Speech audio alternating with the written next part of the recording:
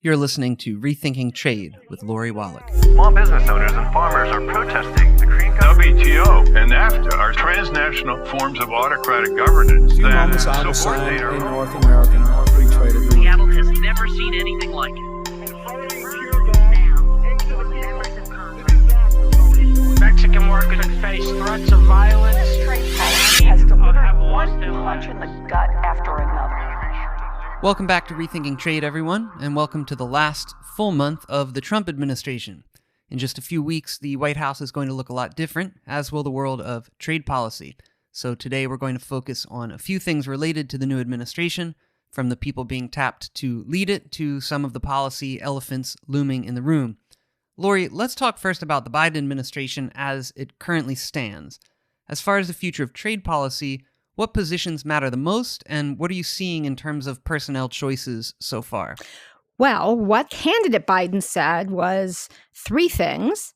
First, he basically announced a moratorium on new trade agreements, which he just reiterated this week. He said that until there were major investments in U.S. production, in healthcare, in training, there would not be any new trade agreements. And that's right, because there needs to be a new U.S. trade agreement model that builds off the new floor that the revised NAFTA set. He has said that he wants to greatly expand Buy American procurement, domestic preferences, and how the U.S. government spends its money, which is the right thing to do. And to do that, he also, as a candidate, said that he would fix the trade agreement rules that currently forbid this and make Buy American really mean Buy American plus 60 other countries who get waivers to Buy American, and our tax dollars get offshored. So that's something we're going to need to watch carefully, both that they don't do new trade agreements and that they fix the Buy American rules in the old trade agreements.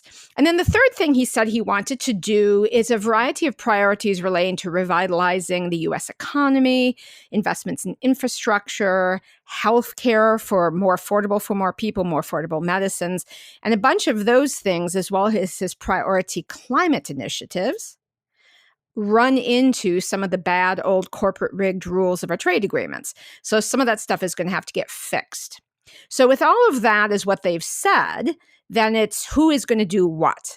And the most single important job and the appointment that matters the most in the short term is the U.S. Trade Representative. That is a cabinet level appointment and is an independent agency, and it's the lead trade policy setter for any administration.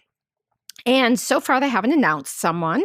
There are some good candidates in the mix, everyone seems to think, who would be able to put forward a pro-people, pro-planet agenda, but there are also some worrisome characters. And who gets that nod is going to be very symbolic, because it's going to represent either a political commitment to fixing the old corporate rigged trade agenda, or if the wrong person's in that position, it's going to be signal that it's going to be a war. And there are huge policy and political implications for that, not the least of which is hard to imagine a president who is a Democrat who is not prioritizing trade wants to get into a family feud with congressional Democrats, unions, and other base groups, and have a lot of them fighting with the administration, against the administration, about either a bad U.S. TR choice or bad trade policies versus fighting side by side to try and promote the administration's non-trade agenda. There are some other appointments that have already happened. They're important. One of those is Treasury. So Janet Yellen is the number one. She is a little bit too much the standard view of economists typically on trade, not sort of focusing on all the non-trade rules that undermine things ostensibly she would be for. The top deputy, is a guy who was in the Obama administration. His name is Wally Adeyemo.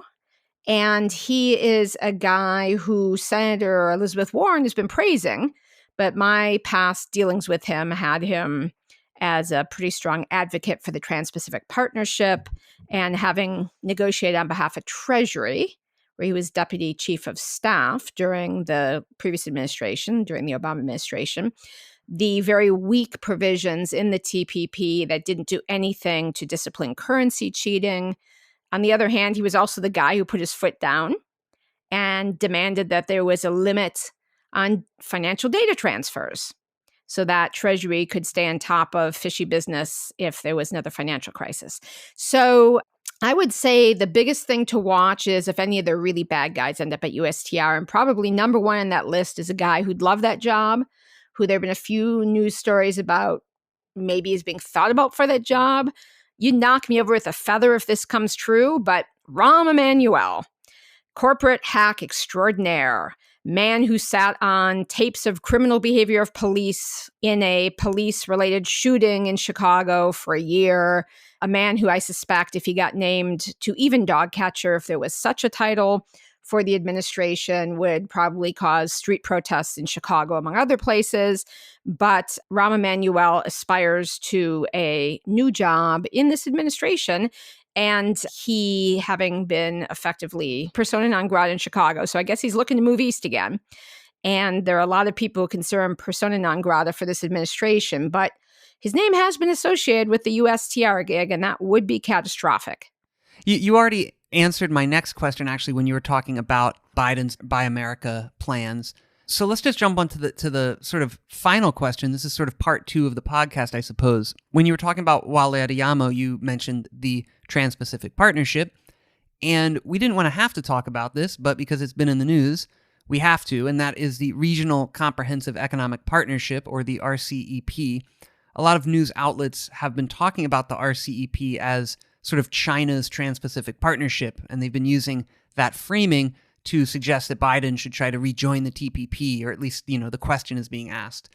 But this is not an accurate depiction of the RCEP. So my question for you, maybe you can tell me and the listeners, what is the Regional Comprehensive Economic Partnership?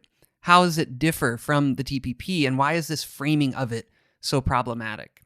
Well, I'll start with the last part, which is the same people who are trying to push us into the terrible corporate rig, job killing, big tech helping, medicine price increasing, environment destroying, climate disaster fueling TPP are just recycling their same old efforts.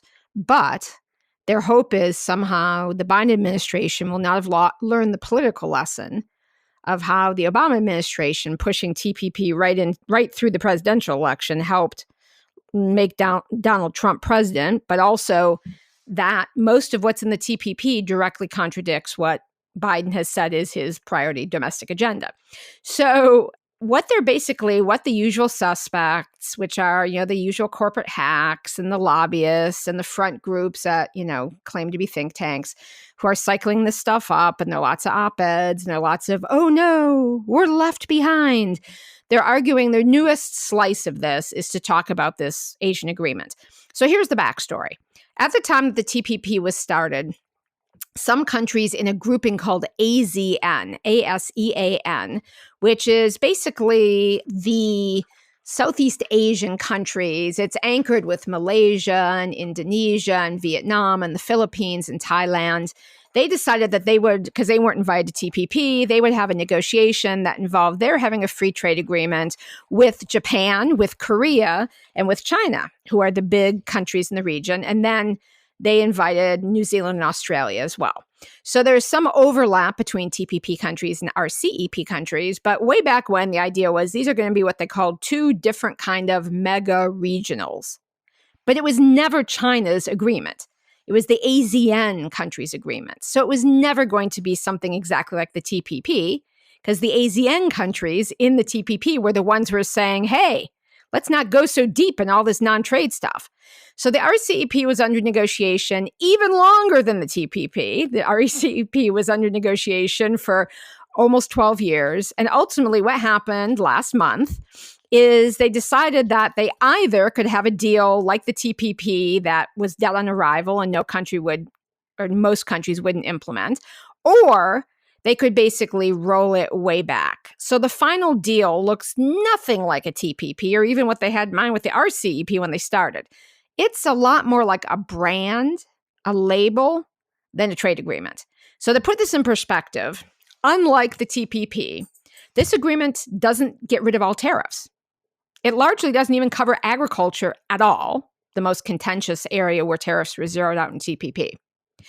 It does not have investor state dispute settlement, ISDS, which was the heart of the TPP. It does not have intellectual property rules, Big Pharma's patent goodies and the copyright rules, not in there. It has the most modest service sector rules, not forcing countries to privatize and liberalize service sector. It does not have digital trade rules to lock big tech privileges in place and limit governments from regulating. Its main thing is it has common, what are called rules of origin, which simply has to do with what kind of product has what kind of test to see if it meets the terms of agreement. Is it the last step of processing has to be in one of the countries in the group, or is it the certain value has to be X percent of the value comes from countries in the deal? And, that's something because all of those countries already have free trade agreements. This is not a big economic deal. In fact, the one country that could have actually made it a big deal, which was India, quit the whole thing like a year and a half ago and just said, we don't even want part of this reduced brand. So the other countries all have deals with each other. And even though this doesn't really have much in the Department of Contents, the common rules of origin are really the only there, which is why I really say it's a brand. But, the folks who have been saying TPP, we should do it, have been saying that all along. Frankly, if they thought they could get away with it, they would say we need to have TPP to avoid an alien abduction or a zombie apocalypse. I mean, they would make any damn argument. So, to some degree that the RCEP is a competing deal and we're left out, heaven forbid, or it's China's deal, that has as much validity as doing the TPP to avoid a zombie apocalypse. It's a non sequitur goofiness. But of course, they're going to bring that up because, people know there is no zombie apocalypse and people don't know what those three initials RCEP even mean. So that is something we're going to need to stay on top of.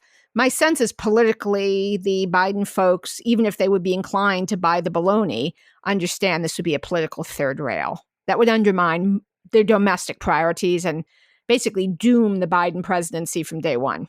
And this is probably just the first example of many that we'll see of attempts to reestablish the status quo corporate rigged trade policy set in the Biden administration. I mean, the reality is that if they want to use it, the incoming administration has enormous leverage on trade. The previous administration, U.S. Trade Representative Bob Lighthizer, broke a lot of furniture.